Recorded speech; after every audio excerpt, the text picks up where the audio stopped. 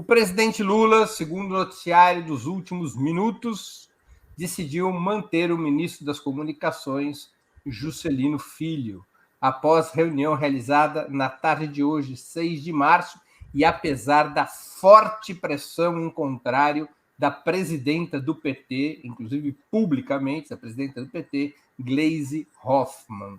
Como vocês interpretam essa decisão? Com a palavra, Maria Carlotto. Bom, boa noite, Breno, Vitor, Valério. Espero que o Dirceu volte logo para a nossa bancada. Não porque o Vitor não seja bem-vindo, muito pelo contrário, é uma das pessoas com quem eu mais gosto de discutir, mas porque porque ter o Dirceu com a gente de volta vai ser muito bom. Bom, dito isso, veja, Breno, eu acho que a chave para interpretar essa decisão do Lula foi dada pela posição recente do União Brasil, dando um sinal de que, na verdade, desta manutenção dependia o seu apoio. E mais, da fala do Lira de que o governo Lula não tem ainda maioria para aprovar as reformas econômicas de que precisa. Então, eu estou citando esses dois fatos para dizer que, nos últimos dias, esses partidos de direita que vinham se alinhando à base do governo Lula, deram sinais muito claros de que vão cobrar mais alto do que parecia o apoio a medidas básicas do governo. Então, eu acho que, por precaução, num primeiro momento, Lula decidiu manter. Então, assim, eu interpreto nessa chave, eu acho que da tentativa de manter um apoio mínimo no Congresso. Agora, a pergunta, eu acho, ou a análise fundamental que precisa ser feita é por que o governo depende tanto assim desse apoio de partidos de direita no Congresso. Eu acho que isso tem a ver com uma tática, ou, se vocês quiserem, até uma estratégia da esquerda brasileira dos últimos anos, de apostar muito no jogo institucional, muito mais no jogo institucional do que numa mobilização político-cultural na sociedade brasileira, o que torna muito frágil a sua posição. A gente tem força, ainda que não tão grande quanto gostaríamos, para disputar o executivo, mas quando a gente vai para a disputa do legislativo, que é esse embate institucional, a gente tem muito menos poder de chegada, vamos dizer assim, muito menos pegada. E aí o resultado é que a gente fica muito dependente desse tipo de negociação, a ponto de ter que manter um ministro que a própria presidenta Gleisi diz que é insustentável, que defende a sua saída, como você falou. Então, eu interpreto como como o fato da esquerda brasileira estar refém, excessivamente refém de uma tática muito institucional, muito baseada na luta parlamentar, nas eleições, e menos numa disputa cultural e política de mais longo prazo. Muito bem. Com a palavra, Vitor Marques. Bom, primeiro prazer de estar aqui de novo, A Outubro é composta, por um trio fixo e eu, que apareço vez por outra nos programas aí tapando os buracos.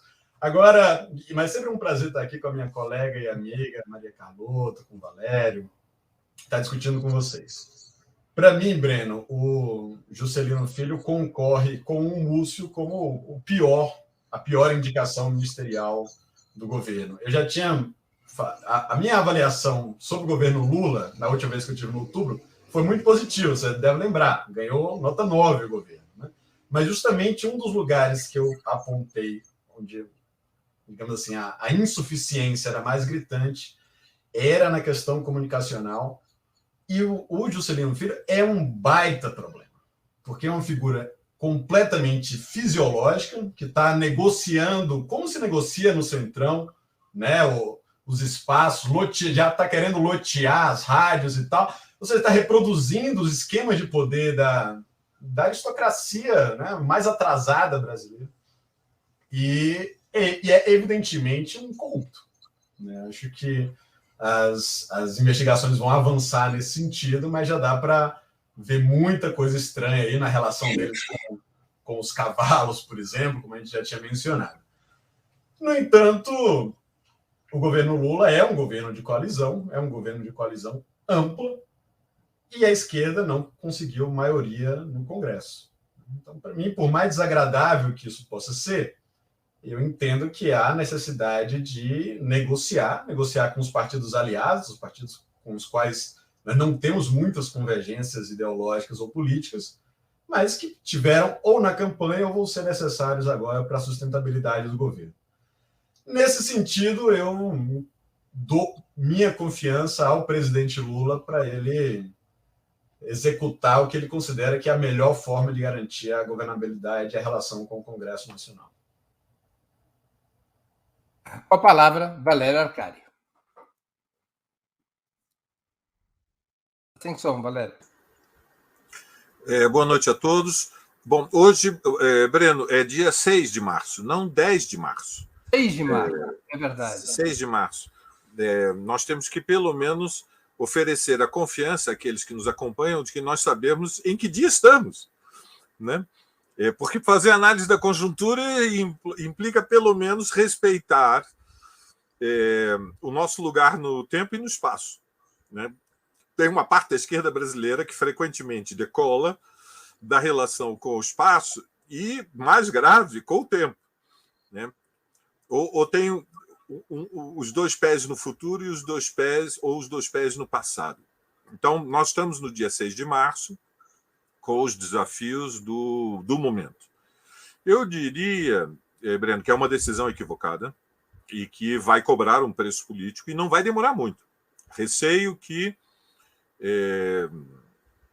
como Maria Carlotto já adiantou, a chantagem pública feita pelo Lira, anunciando que o governo não tem maioria no Congresso Nacional, é indivisível da decisão, enfim, da capitulação, se quisermos, a pressão do União Brasil. Se duvidava até onde a União Brasil estaria disposto em defender o Juscelino,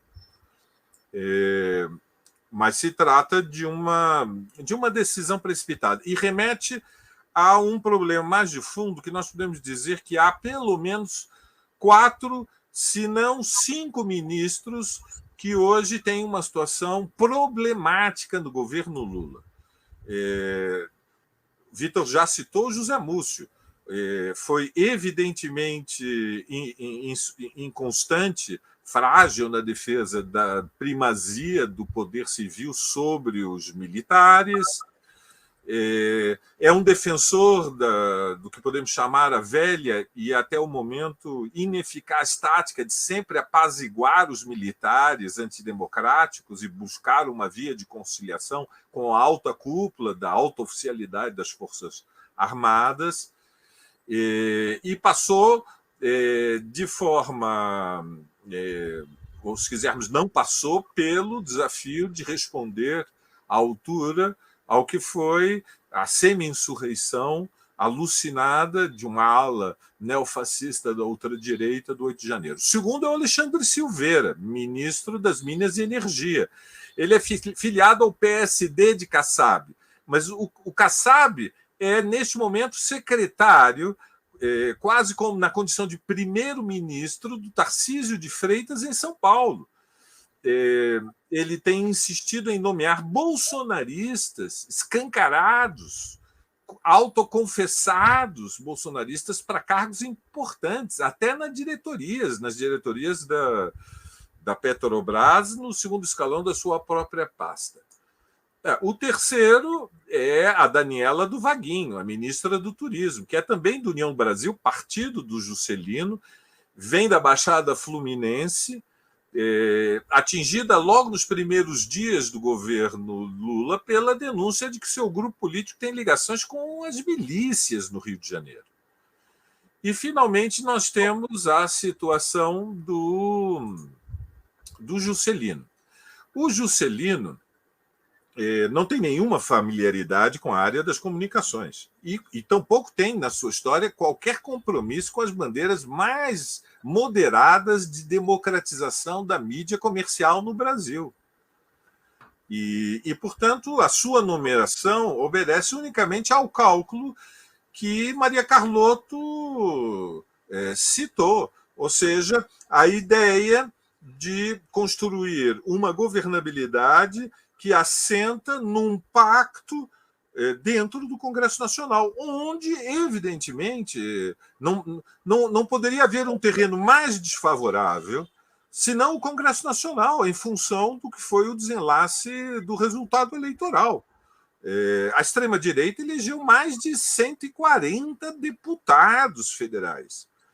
E, evidentemente, o destino do governo Lula ele depende fundamentalmente da sua capacidade de produzir mobilização política, social, cultural, artística, ou seja, uma intervenção pública, polêmica, que escolhe as batalhas que são essenciais. Nesse sentido, algo interessante foi o confronto do Lula com o Roberto Campos Neto em torno do tema da política da taxa Selic e que oferece possibilidades. Não há outra maneira senão testar. Nós temos agora a convocatória do 8 de março, dia depois de amanhã, que é o Dia Internacional da Luta das Mulheres, e temos o 21 de março. 21 de março, Breno, é a data construída pela Frente Brasil Popular e pela Povo Sem Medo, com o apoio dos partidos de esquerda, o PT, o PSOL, o PCdoB e outras organizações menores, em torno de uma plataforma de reivindicações. E é por esse caminho que se pode abrir uma via para as reformas que são essenciais, a começar pela reforma tributária. Câmbio.